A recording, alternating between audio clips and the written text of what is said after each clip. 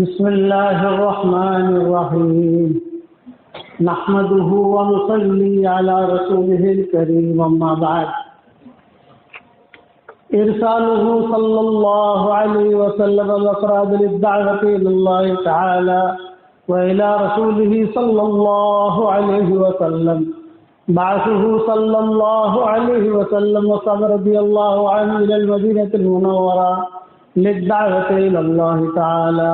أخرج أبو نعيم في الحلية عن عروة بن الزبير رضي الله عنهما أن الأنصار لما سمعوا من رسول الله صلى الله عليه وسلم قوله وأيقنوا واطمأنت أنفسهم إلى دعوته فصدقوه وآمنوا به وكانوا من أسباب الخير ووعدوا الموسم من العام القادم فرجعوا إلى قومهم بعثوا إلى رسول الله صلى الله عليه وسلم أن ابعث إلينا رجلا من قبلك فيدعو الناس إلى كتاب الله فإنه أدنى أن يتبع فبعث إليهم رسول الله صلى الله عليه وسلم مصعب بن عمير أخا بني عبد الدار فنزل في بني غنم على أسد بن زرارة يحدثهم ويقص عليهم القرآن فلم يزل مصعب عند سعد بن معاذ يدعو ويهدي الله على يديه حتى قل دار من دور الأنصار إلا أسلم فيها ناس لا محالة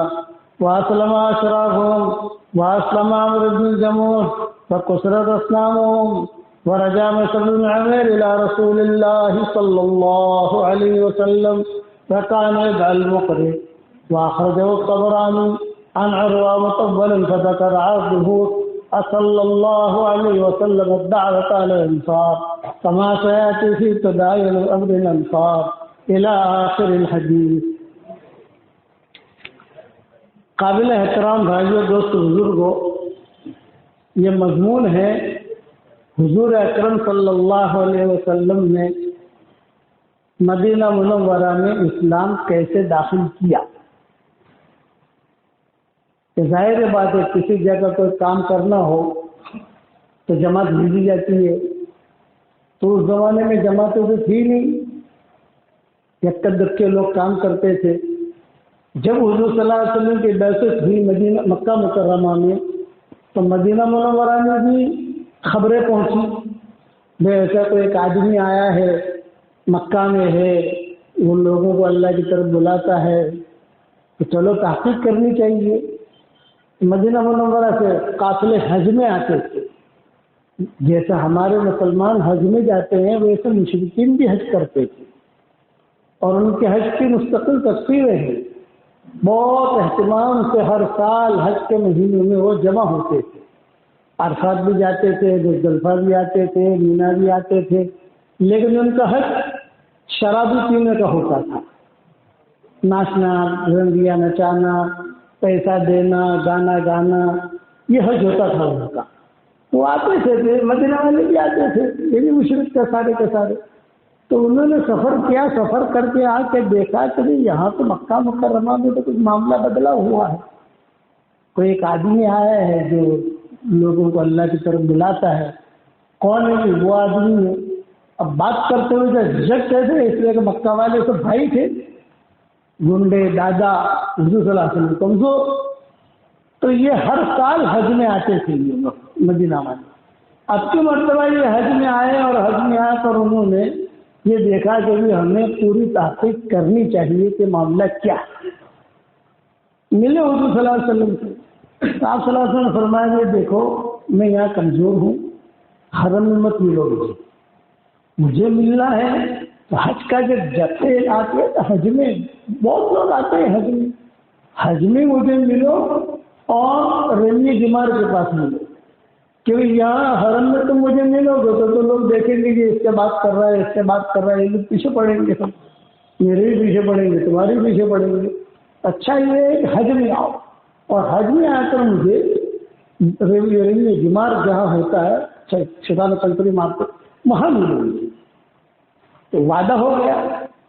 وہ آئے، انہوں نے دیکھا کہ رات کے چاندنے میں بات ہوئی. ویسے بھی حج کے زمانے میں جو رات کا چاندنا ہوتا ہے وہ اچھا خاصا چاند جو ہے دکھائی دیتا ہے. بات کی تو انہوں نے کہا کہ اچھا ہم آپ کی بات سمجھ گئے ہیں کہ آپ اللہ کی طرف بلاتے ہیں تو کوئی ہمارے پاس ایک آدمی بھیجو جو ہمیں قرآن سکھائے اور ہمیں یہ باتیں بتا رہے جو آپ بتا رہے ہو.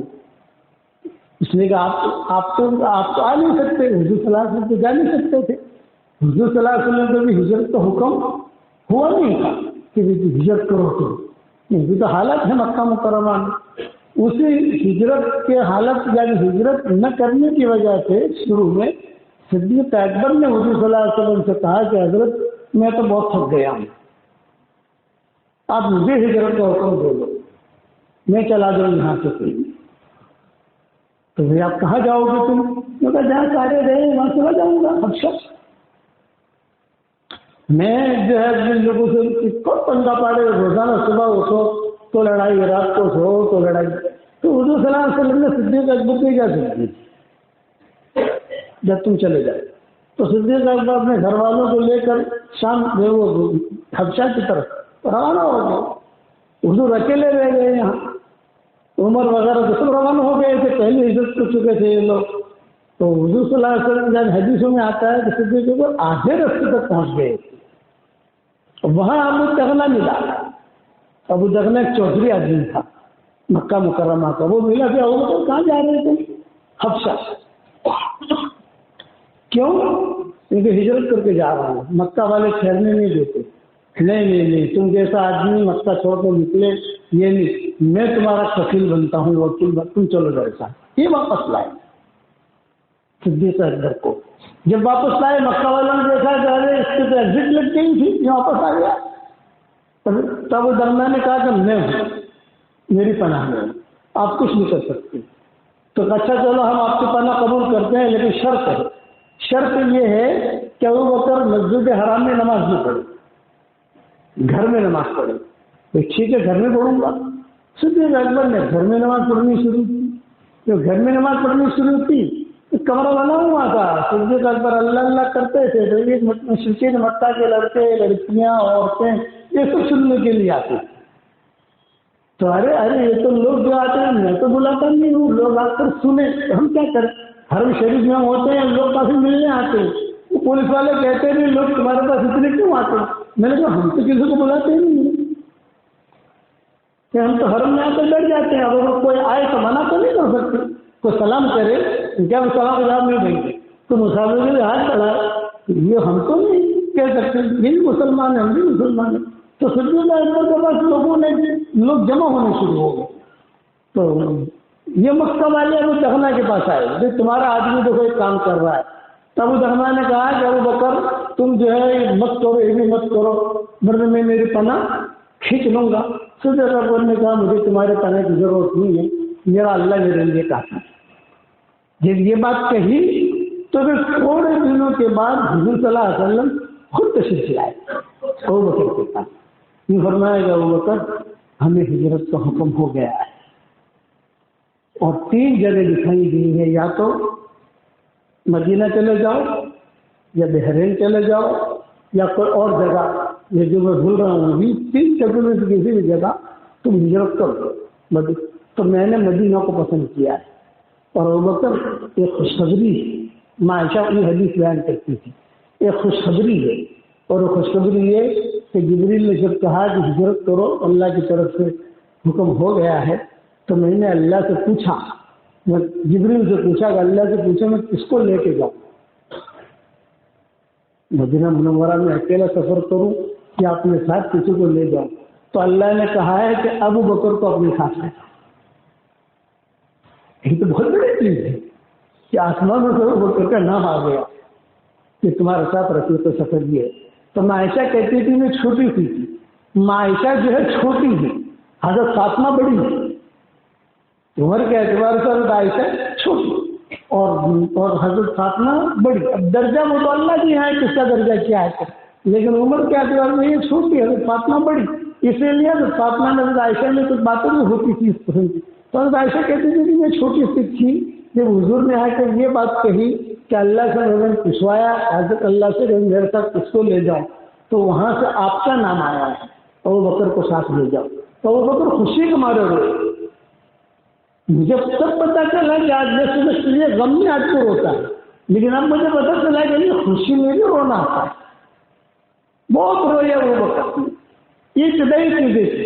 تو ان لوگوں نے حضور صلی اللہ علیہ وسلم سے کہا کہ ہمیں کوئی ایک آدمی دو کہ جو آدمی آ کر ہمیں قرآن سکھائے ابتدا میں. تو حضور اکرم صلی اللہ علیہ وسلم نے ان کی طرف فبعث الیہم رسول اللہ صلی اللہ علیہ وسلم مصعب بن عمیر. سب سے پہلے حضور صلی اللہ علیہ وسلم نے مصعب بن عمیر کو بھیجا. نوجوان صحابی تھے, مالدار تھے, ان کی ماں بہت مالدار تھی. مکہ میں عطر آتا تھا تو ان کی ماں ان کے لیے سارا عطر خرید دیتی تھی. مکہ میں کپڑے آتے تھے تو تاجر ان کی ماں کے پاس جاتا تھا اور کہتا تھا بچے کے لیے لے لا, بولے کتنا مال ہے, اتنے ہزار کا, بندے بیٹے کے لیے دے دو سب. تو اس کا دھندا ایک عورت کے پاس ہی ہو جاتا تھا. یہ مسلمانوں میں مکہ میں بہت مالدار تھے. حضور صلی اللہ علیہ وسلم نے ان کو بھیجا.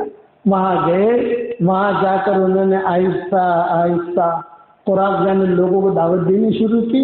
اور دعوت دینے کا ان کا طریقہ یہ تھا کہ وہ تقریر نہیں کرتے تھے.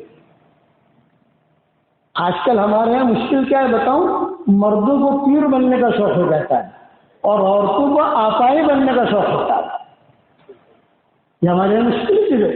تو پیر تو اللہ بناتا ہے, جس کو اللہ چاہتے ہیں اس کی طرف لوگ متوجہ ہوتے ہیں, اور آپا تو اللہ بناتا ہے. لیکن یہ کہ ان کو آج کل لوگوں کو پیر بننے کا شوق اور آج کل لوگوں کو جو عورتوں کو آپائی بننے کا شوق. مجھے میسج آتے ہیں تو مولانا ہمیں خلافت دے دے, اور وہ کہیں کہ خلافت بھی تجھ کو, میں تجھے جانتا بھی نہیں ہوں, میں نے کبھی تجھے دیکھا. مجھے میسج بہت آتے ہیں ادھر سے ادھر سے, میں فلاں ہوں فلاں ہوں فلاں ہوں.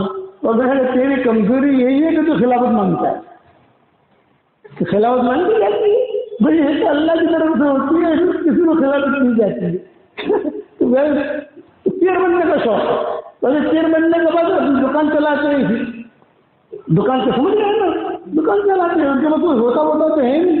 تو کتابوں میں لکھا ہے کہ یہ مدینہ منورہ جب گئے تو کوئی بیان نہیں کرتے تھے. کوئی لوگ آتے ان کے سامنے قرآن پڑھتے بس, کبھی سورہ یاسین پڑھ لی, کبھی جو ہے سورہ فاتحہ پڑھ لی, کبھی اعوذ باللہ من رب الفلق. کوئی لوگ آ رہے کہ تم کیا کہتے ہو, قرآن پڑھتے تھے. تو وہ عرب جو تھے وہ قرآن سن کر جو ہے اپنے آپ کو اپنے گھٹنے ڈال دیتے تھے. ارے ایسا کلام تو ہم نے دیکھا نہیں, سنا بھی نہیں, سمجھ نہیں سکتے کیسا کلام ہے. وہ قرآن میں جھوم کر پڑھتے تھے. تو وہ قرآن پڑھتے تھے لوگ مسلمان ہوتے تھے, وہ قرآن پڑھتے تھے لوگ مسلمان ہوتے تھے. اس طرح سے اسلام داخل ہوا اور بعد میں جو اسلام چلا بہت تاریخ ہے کہ کس طریقے سے ہوا. اسی لیے حضور صلی اللہ علیہ وسلم نے سب سے پہلے ایک آدمی بھیجا. جب کام زیادہ ہوا پھر 2 آدمی بھیجے, 3 آدمی بھیجے, پھر قافلے چلے. جیسے ہمارے دعوت کے کام میں شروع میں ایک آدمی جو ہے دعوت دیتے تھے, 2 آدمی دعوت دیتے تھے. بعد میں جماعتیں بننی شروع ہوئی, بعد میں اجتماع شروع ہوئے, بعد میں کام شروع ہوا. کام اس طریقے سے بڑھتا ہے. اسی سے روزانہ کسی نہ کسی کو ہم دعوت دیں. اپنے گھر سے نکلو, دعوت کے نیت سے نکلو. جب تک گھر کے باہر رہو گے اللہ کے راستے میں شمار رہو گے. نیت پر اللہ دیتا ہے تو کیوں نہ لیں بھائی. میرے والد صاحب رحمۃ اللہ علیہ فرماتے تھے کہ نیت پر جب اللہ دیتا ہے تو ہم کیوں نہ لیں. آج نیت نہیں کرو گے انشاءاللہ بھائی, اور دعوت کے کام کو اپنا کام بناؤ. اللہ ہمیں عمل کرنے کی توفیق عطا فرمائے. اللهم لك الحمد كما أنت أهله, فصل وسلم على سيدنا محمد كما أنت أهله, وافعل بنا ما أنت أهله, فإنك أهل التقوى وأهل المغفرة. اللهم لك الحمد كله ولك المن كله, لك الشكر كله ولك الملك كله, لك الخلق كله ولك الفضل كله, وإليك يرجع الأمر كله, وإليك يصعد الكلم الطيب كله. اللهم لك الحمد بالإسلام, لك الحمد بالإيمان, لك الحمد بالقرآن, لك الحمد حتى ترضى, لك الحمد إذا رضيت, لك الحمد بعد الرضا. اللهم آت نفوسنا تقواها وزكها أنت خير من زكاها, أنت وليها ومولاها. اللهم لا تردنا خائبين, بل ردنا إلى ديننا ردا جميلا. لا إله إلا الله الملك الحق المبين, محمد رسول الله. الوعد الأمين عدد الشفع والوتر. ربنا هب لنا من أزواجنا وذرياتنا قرة أعين واجعلنا للمتقين إماما واجعلنا للمتقين إماما. اللهم إنا نسألك فعل الخيرات وترك المنكرات وحب المساكين وإذا أردت بقوم فتنة فتوفنا غير مفتونين. يا حنان يا منان يا حنان يا منان أدخلنا الجنة من باب الريان أدخلنا الجنة من باب الريان. يا سلام أدخلنا دارك دار السلام. يا سلام أدخلنا دارك دار السلام. اللهم إنا نسألك الفوز في يوم القضاء ونزل الشهداء وعيش السعداء والنصر على الأعداء ومرافقة الأنبياء يا ذا المن والعطاء يا سميع الدعاء يا رافع السماء. اللهم لا تجعل فينا ولا منا ولا معنا شقيا ولا محروما ولا مطرودا يا ذا الجلال والإكرام. اللهم اجعل ثارنا على من ظلمنا وانصرنا على من عادانا وانصرنا على من عادانا وانصرنا على من عادانا ولا تجعل مصيبتنا في ديننا ولا تجعل الدنيا أكبر همنا ولا مبلغ علمنا ولا إلى النار مصيرنا ولا تسلط علينا بذنوبنا من لا يخافك فينا ومن لا يرحمنا یا ذا الجلال والاکرام. اے اللہ ہمارے گناہوں کو معاف فرما. اے اللہ ہمارے خطاؤں سے درگزر فرما. اے اللہ ہم اقراری مجرم ہیں, ہمیں ہمارے جرموں پر اقرار ہے. ہم جیسا گنہگار نہ تیری زمینوں نے دیکھا, نہ تیرے آسمانوں نے دیکھا, نہ تیرے فرشتوں نے دیکھا, نہ حل اور حرم نے دیکھا, نہ مسجدوں نے دیکھا, نہ بازاروں نے دیکھا, اور ہم نے تو جیسا کریم آقا بھی نہیں دیکھا ہے. ہم گناہ کرتے رہے تو ہمیں روزی دیتا رہا, ہم گناہ کرتے رہے تو ہمیں مال و منال دیتا رہا. جہاں اتنا کرم فرمایا ہے ایک کرم اور فرما دے. جتنا مجمع آمین کہہ رہا ہے یا دنیا میں جب بھی ہماری اس دعا پر آمین کہی جائے, ہم سب کی قیامت تک کے آنے والی نسلوں کو قبول فرما. ہم سب کی قیامت تک کے آنے والی نسلوں کو قبول فرما. ممرہ کے ہمارے سفر کو تو بے انتہا قبول فرما. اے اللہ مردوں اور عورتوں کے پروگراموں کو قبول فرما. اے اللہ پورے ممرہ والوں کو قبول فرما, ان کے عورتوں کو قبول فرما, ان کے مردوں کو قبول فرما, ان کی ہڈیوں کو قبول فرما, ان کے ہر چیز کو تو قبول فرما, ان کے بچے بچیوں کو قبول فرما. حلال مال و منال کے دروازے ان کے لیے ہم سب کے لیے کشادہ فرما. اے اللہ جو ناجائز عشق میں مبتلا ہوں انہیں ناجائز عشق سے نجات دے دے. اے اللہ اس امت کے لیے حلال بستروں کا انتظام فرما, حرام بستروں سے اس امت کی پوری حفاظت فرما. اے اللہ بھٹکے ہوئے آہو کو سوئے حرم لے چل. اس بھٹکی ہوئی امت کو پھر مسجد والا بنا دے, پھر اعمال والا بنا دے, پھر اخلاق والا بنا دے. اس مجمع کو قبول فرما, کہنے سننے کو قبول فرما. اے اللہ جس نے بھی مجھ سے دعاؤں کے لیے کہا ہو یا دعاؤں کے لیے خطوط میں لکھا ہو یا جن کا ہم پر کسی قسم کا حق اور احسان ہو یا جو مجھے اپنی دعاؤں میں یاد کرتے رہتے ہوں یا مائیں بہنیں مجھے اپنی دعاؤں میں یاد کرتے رہتی ہوں, ہماری ساری دعاؤں میں ان کا پورا حصہ نصیب فرما. اے اللہ اگر آپ نے ہمارا نام شہیدوں اور نیک بختوں میں لکھا ہو تو ہمارا نام انہیں میں لکھے رکھیو, اور اگر آپ نے ہمارا نام شقی اور بدبختوں میں لکھا ہو ہمارا نام ان کی فہرست سے مٹا دینا, اور نیک لوگوں کو فہرست میں ہمارا نام لکھ لینا. لکھنا بھی آپ کا کام ہے, مٹانا بھی آپ کا کام ہے, لوح قلم بھی آپ کے پاس ہے. سعداء میں تو ہمارا نام لکھ لے, سعداء میں ہمارا نام لکھ لے۔ اے اللہ جس کرم سے آپ نے ہمیں نمرہ کے مرکز میں جمع کیا ہے اور یہاں تو نے ہمیں جمع کیا ہے، اے اللہ اسی کرم سے جنت الفردوس میں تیرے نبی کے پڑوس میں تو ہم سب کو جمع فرما دے، ہمیں خالی ہاتھ واپس نہ لوٹا۔ تیرے دروازے پر کوئی آئے خالی ہاتھ واپس چلا جائے، یہ تیری شان کے خلاف ہے، یہ تیرے علم مرتبے کے خلاف ہے۔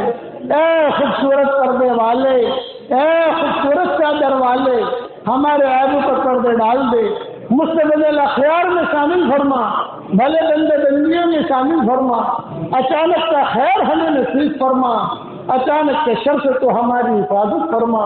ہواؤں کے ساتھ جو خیریں آتی ہیں وہ خیریں ہمارے لیے مقدر فرما، اور ہواؤں کے ساتھ جو برائیاں آتی ہیں ان برائیوں سے آفت سے تو ہماری حفاظت فرما۔ اے اللہ ہماری جھولیوں کو ہدایت سے بھر دے اور ہماری جھولوں کو پانی سے بھر دے، ہمارے جھولوں کو پانی سے بھر دے اور ہماری جھولیوں کو ہدایت سے بھر دے۔ برکت والی رحمت والی بارش کو ہمیں عطا فرما، نعمت والی بارش کو ہمیں عطا فرما۔ اے اللہ ہماری جھولوں کو پانی سے بھر دے اور ہماری جھولیوں کو ہدایت سے بھر دے۔ اے اللہ ہمیں مانگنا نہیں آتا مگر تجھے دینا تو آتا ہے، اپنے کرم سے تو ہمیں عطا فرما۔ اے اللہ اپنے فضل سے عطا فرما۔ اے اللہ موت کے بعد کی ہلاکتوں سے تو ہماری حفاظت فرما، ہمارا کھویا ہوا دین واپس دے دے، ہماری کھوئی ہوئی عزتیں واپس دے دے۔ اے اللہ ہمیں قلب سلیم عطا فرما، ہمیں قلب سلیم عطا فرما، ہمیں قلب سلیم عطا فرما، اور قلب سقیم سے تو ہماری حفاظت فرما۔ اے اللہ ہمارے چہروں کو نورانی بنا دے، ہمارے آنکھوں میں نور داخل فرما دے، ہمارے پٹھوں کو نورانی بنا دے، ہمارے کانوں کو نورانی بنا دے، ہماری آنکھوں کو نورانی بنا دے، ہمارے بالوں کو نورانی بنا دے۔ تیرے نبی پاک حضرت محمد صلی اللہ علیہ وسلم روزانہ 25 نور والی دعا مانگتے تھے، یہ 25 نور تو ہم سب کو عطا فرما اور ہمارے اولادوں کو عطا فرما۔ اے مولا کریم جن کے لڑکے اور لڑکیاں شادی کے لائق ہیں، غیر شادی شدہ ہیں، بہترین جو ہوگا ان کے لیے انتظام فرما، جو بھی اولاد ہے نیک صالح اولاد انہیں نصیب فرما، جن کے اولاد پہلے لگے نافرمان ہیں ان کے نافرمان اولاد کو فرما بردار بنا دے۔ اے اللہ یہاں آنے کو قبول فرما، یہاں سے جانے کو قبول فرما، ممرہ والوں نے ہم سے محبت کی تو بھی ان سے محبت فرما، ان سب کے جمع ہونے کو تو قبول فرما۔ ہمارے دلوں سے گندگیوں کو دور فرما، ہمارے دلوں سے گندگیوں کو دور فرما، اجتماعیت اور محبت کو عطا فرما۔ اے اللہ ہمیں مانگنا نہیں آتا مگر تجھے دینا تو آتا ہے، اپنے کرم سے عطا فرما، اپنے فضل سے عطا فرما۔ تیرے دروازے پر کوئی آئے خالی ہاتھ واپس چلا جائے یہ تو تیری شان کے خلاف ہے۔ اے اللہ اس مجمع میں نوجوان عبادت گزار بھی ہے اور اللہ سفید بال والے بھی ہیں، معصوم بچے بھی ہیں، اگر یہی مجمع کسی غریب کے دروازے پر چلا جائے صرف 1 روپے کی بھیک مانگے، اس غریب کے لیے روپیہ دینا جتنا آسان ہے اس سے زیادہ تیرے لیے ہدایت کا دینا آسان ہے۔ ہماری جھولیوں کو ہدایت سے بھر دے اور ہماری جھولوں کو پانی سے بھر دے، برکت والی رحمت والی بارش عطا فرما۔ اے اللہ حضرت محمد صلی اللہ علیہ وسلم پر بہترین رحمت نازل فرما، جب تک ہوائیں چلتی رہیں آپ پر رحمت نازل فرما، جب تک سمندروں میں پانی باقی رہے آپ پر رحمت نازل فرما، جب تک جنت اور جہنم باقی رہے آپ پر رحمت نازل فرما، جب تک قمریاں بلبلے چہچہاتے رہے آپ پر رحمت نازل فرما، جب تک زمینیں دانہ اگاتی رہے آپ پر رحمت نازل فرما، جب تک ہوائیں چلتی رہیں، ہوائیں 8 قسم کی ہوتی ہے جو میں نے میری کتاب بکھری مٹی میں لکھا ہے۔ اے اللہ یہ 8 قسم کی ہوائیں جب جب چلتی رہیں تیرے نبی پر تو رحمت نازل فرما، اور شان شان تیری شان شان نازل فرما، اور آسمان و زمین کا درمیانی خلا بھر کر تیرے نبی پر رحمت نازل فرما۔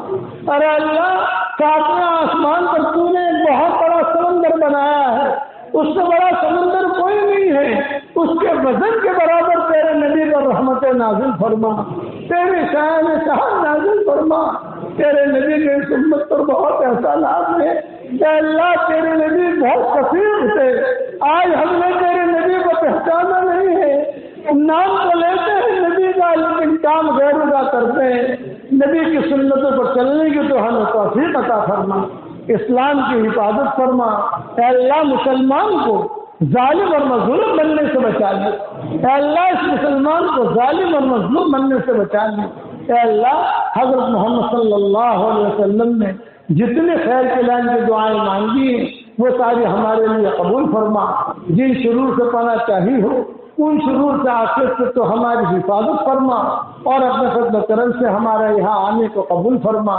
اور ہماری دعاؤں کو قبول فرما۔ سبحان ربنا رب العزت عما یصفون وسلام علی المرسلین والحمد للہ رب العالمین۔ دیکھو بھائی، میں آپ حضرات کو سلام کروں گا، آپ حضرات سلام کا جواب دے دیں اور مجھے جانے کا راستہ دے دیں۔ السلام علیکم ورحمۃ اللہ وبرکاتہ۔